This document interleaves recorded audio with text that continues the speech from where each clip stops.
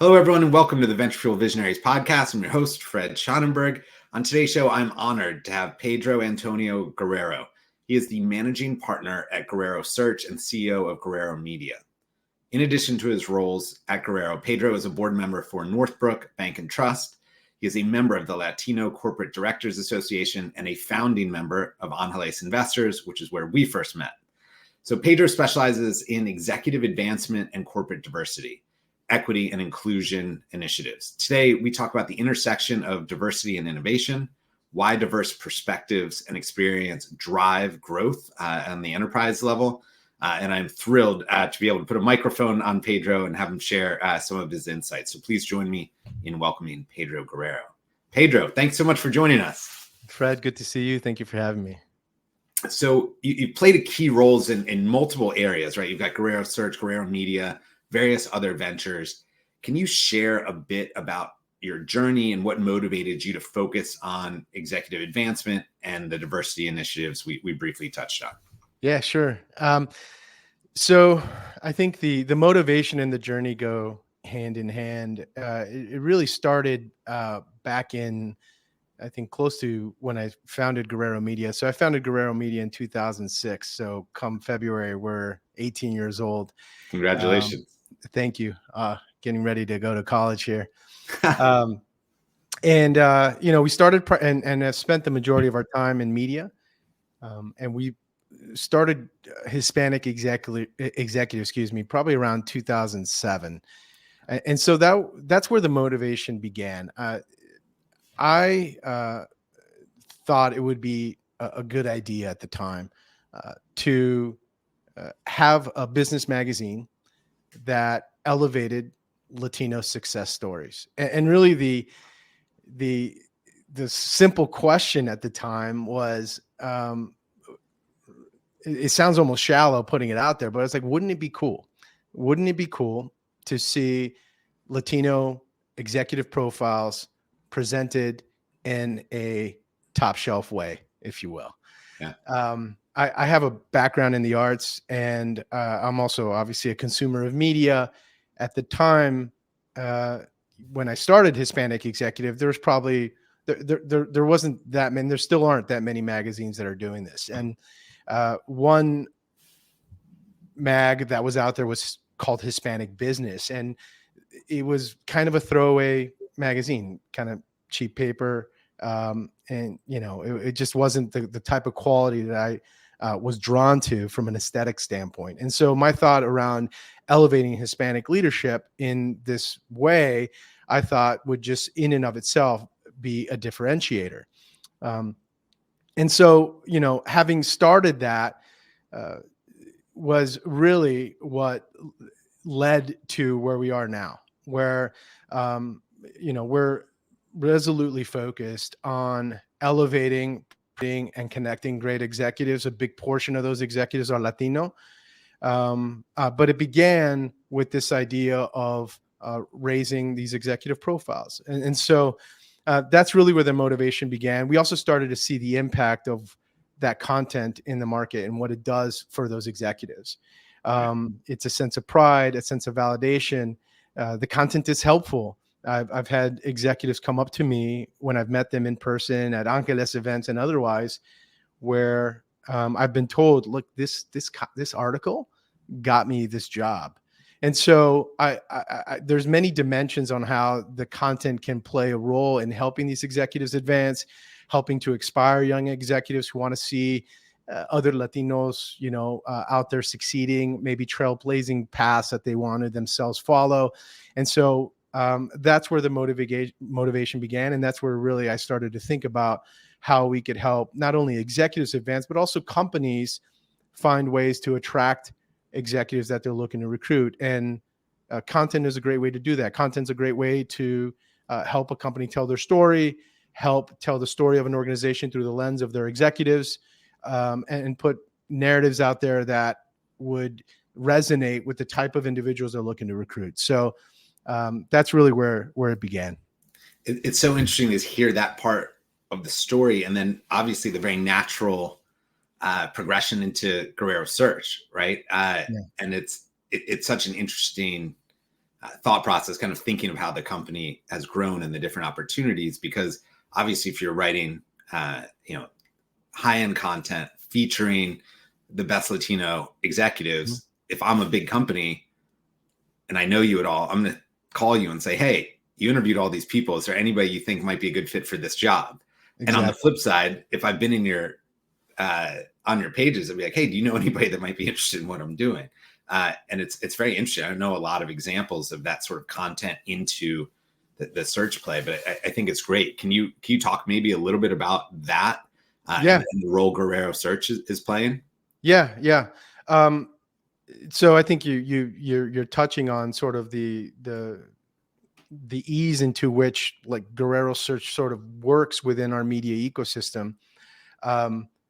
I started to see this over time as well. One of the things that we do is we bring executives that we've worked with, whether it's through Hispanic Executive or some of our other properties, we bring them together for events. And so, over time, there's a lot of things that I would see happening. One, executives coming to me about, guidance and help in their careers. Two, companies looking to us to be put in touch with executives for whatever reason. And then also like internally, the process of putting together a lot of the media that we produce isn't dissimilar from a lot of the sort of activity that goes into executive search. I have a team of people researching executives. We call executives, we talk to them, we get to know them. We really learn about sort of what they're looking to do with their lives and careers, et cetera. On the one hand, we're using that information to publish articles, but then on the other, we're using that information to really understand about where they want to go with their career as it pertains to Guerrero Search. And so the path to Guerrero Search began obviously in media. It started to get informed through events and getting to know executives. But I think it really started to take shape more in, I would say, 2017, 2018. In 2014, I started a network, co-founded a network of Latinos that went to some of the best schools in the country, some of the schools that we've partnered with. It's called the Alumni Society. Yeah. And so currently that group is primarily monetized through our corporate sponsors. And a lot of those sponsors are the buyers, if you will, of those sponsorships are heads of talent, CHROs, chief diversity officers, and whatnot. And clearly some of the value prop there is around employer branding, connecting with this important cohort of individuals, really at the end of the day to make meaningful connections, and albeit primarily for the purposes of recruiting talent. And so I started to see opportunities with our partners and also with the members of this group where the missing link was an internal search service that could help either our partners leverage the network that we've built, help our partners with the sort of brass tacks of recruiting, but also help our members and executives navigate the landscape of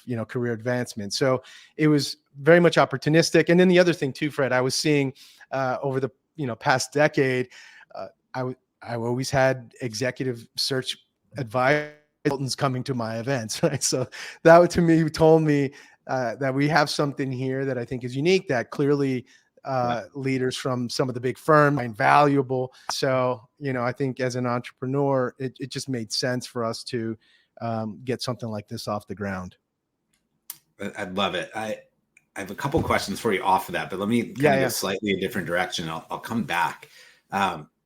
So, we run at Venture Fuel, we run these large like corporate accelerators, helping large organizations work with startups and new technologies. And one of the things we build into every program, sometimes the program specifically for it, but oftentimes we just build it in, is this need for diversity, diverse thinking, diverse thought, diverse talent pool, not looking where everyone else is looking, right? And kind of a wider lens. And I think in a lot of ways from a talent standpoint, right, it's a similar game. Like if you're going to build out a company, right, you need people that think differently, that have different experiences and backgrounds. One of the pushbacks I've gotten on this is what I'll call pipeline issue. Yep. Oh, well, I can't find enough diverse candidates, whether that is startup founders, whether that is talent for a job. how do you think about that? I get almost like angry when I think about it. By the way, I believe my wife was a member of the Alumni Society. I'm pretty sure Yeah. about it. So I want to thank you on behalf of that, because I know she speaks very highly of it. But curious about that from like a Yeah. talent standpoint of this idea of like, oh, well, it's hard to find the Yeah. talent I need with a diverse background. I, I think it's somewhat of a lazy excuse, because it takes work. At the end of the day, it comes down to who do you have in your network. By extension, who does your recruiting partners have in their network and in their database? And if the reality is you don't have a network of that is diverse, and not just demographically diverse, but just diverse generally, it becomes tougher. And so, I've also had this sort of question for myself. I mean, when we started Hispanic Executive, I've told the story a few times, but my biggest concern was that, back in 2007, this was like right around the start of Facebook, and there wasn't a lot of the tools that we have at our disposal. Yeah. I was concerned that we were going to run out of Hispanic leadership stories to tell, Yeah. and we haven't run out since. Right. And so that to me is a reflection that there's a lot more Latinos out there than people are aware of. And I'm just talking specifically about the Latino demographic. And it takes an intentionality to broaden your networks, to go places that you maybe haven't gone to connect with new people, right? Or to plug Guerrero Search, have a new partner that has access to networks that may not be ones that your current partners or you yourself have access to. So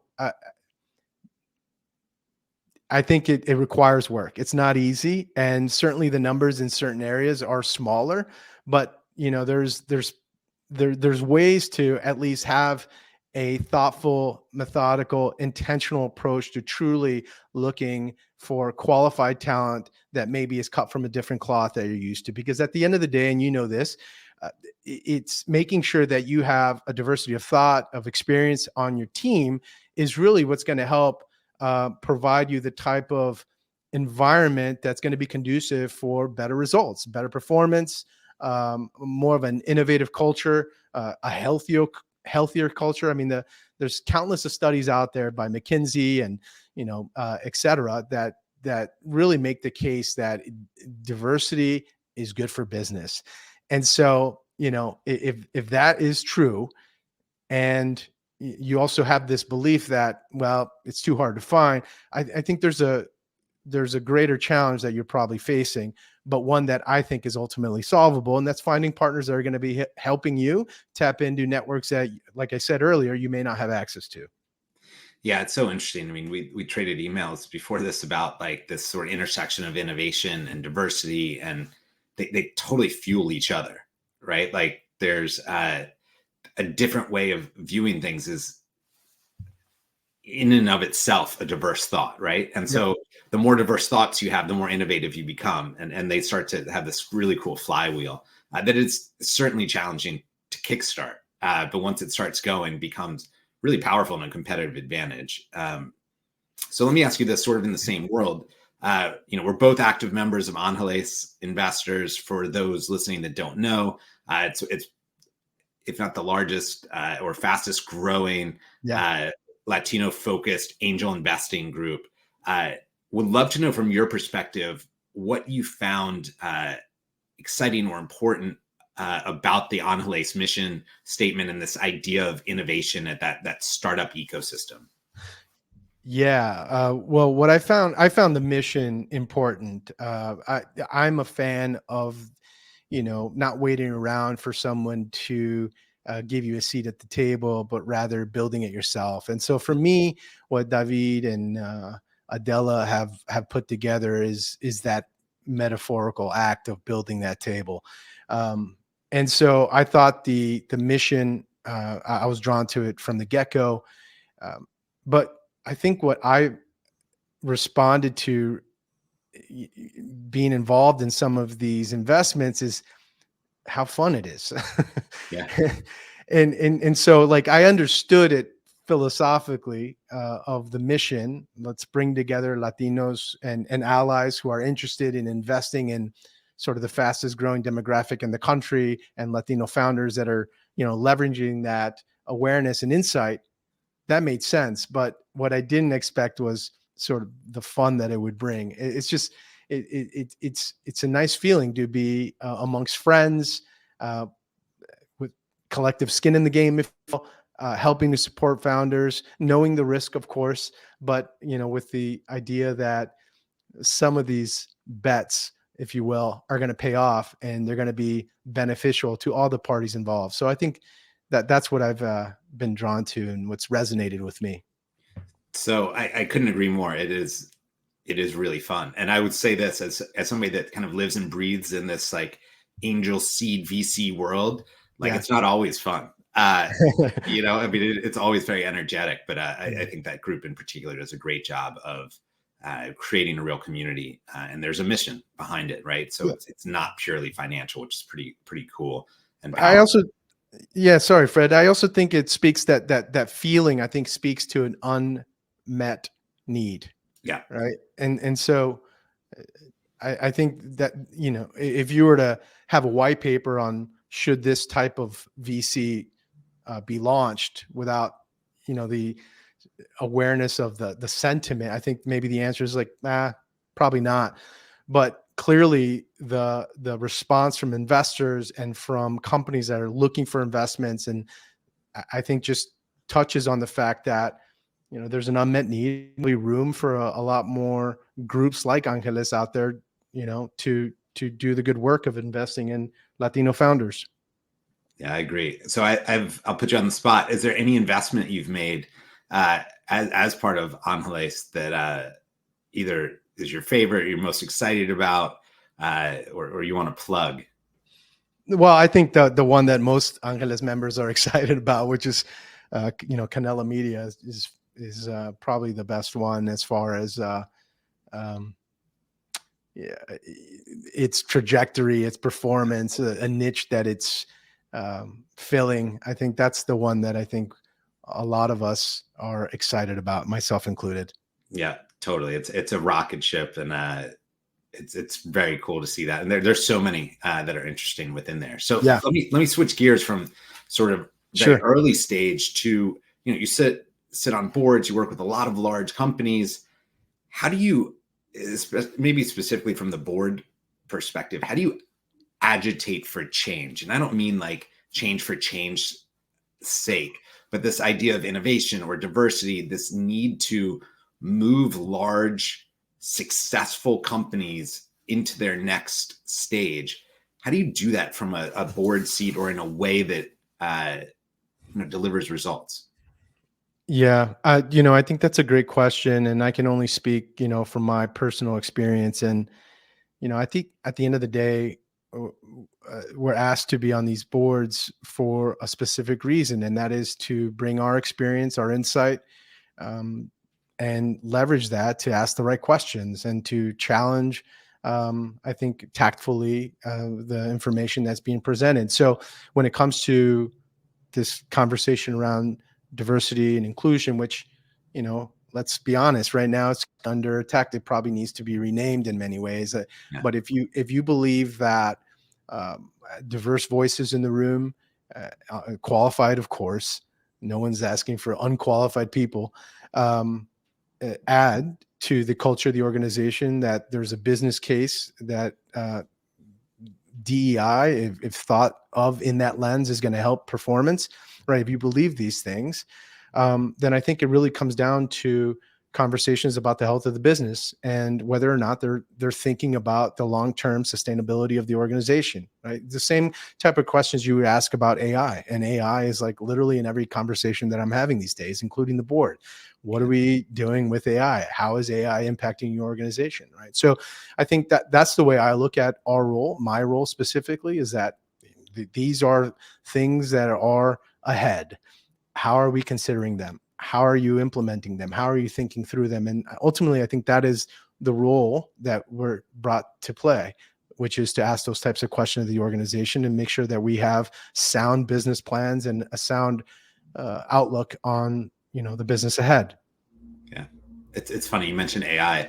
I used to always joke that usually about once a year, if not once every 18 months, we get the CEO whisper request, which is something becomes hot, right? And somehow gets Right. into the media slipstream, whether that is, the metaverse or something along those lines. And the CEO whispers to somebody in the organization, hey, what's our strategy on this?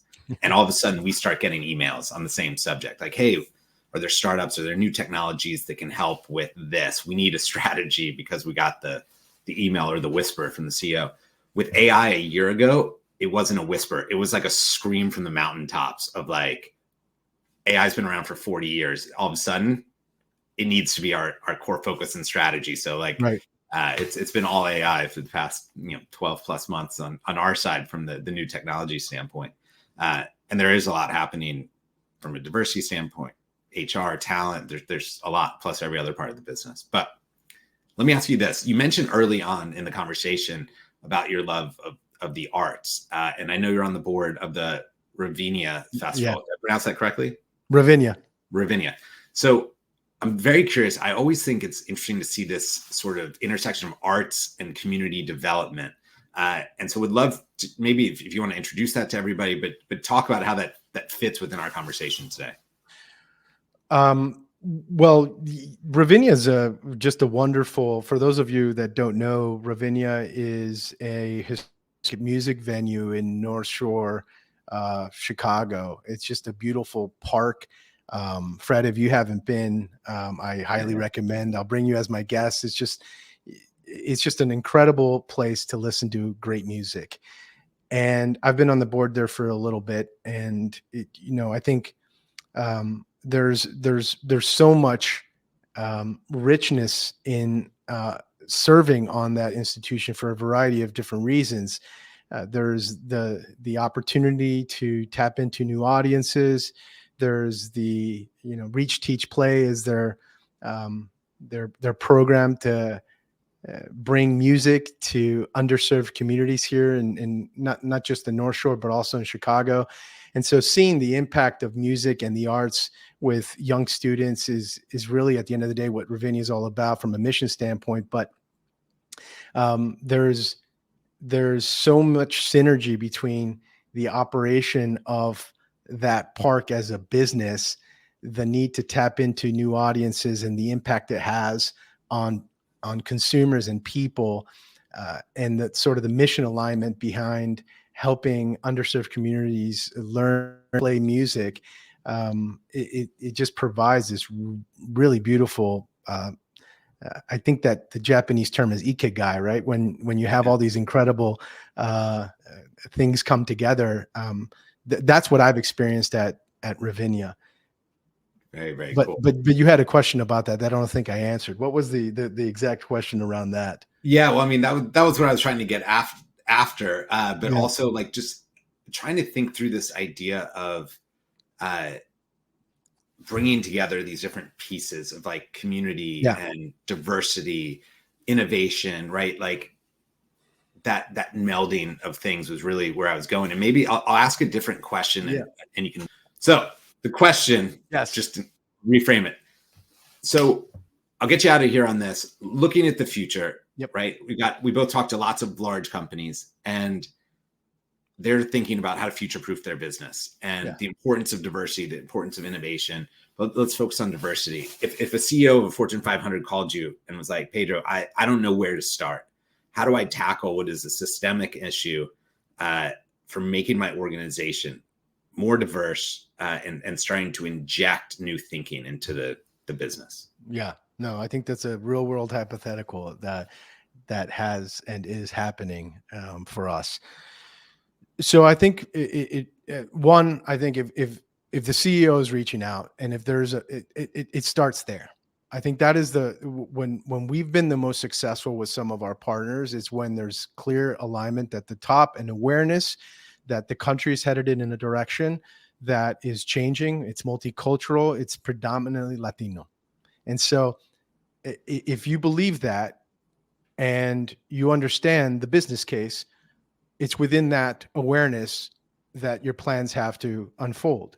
And so I think any DEI efforts have to be squarely talked about in that lens, Yeah. with that lens, that this is about the business. This is about where the country's headed.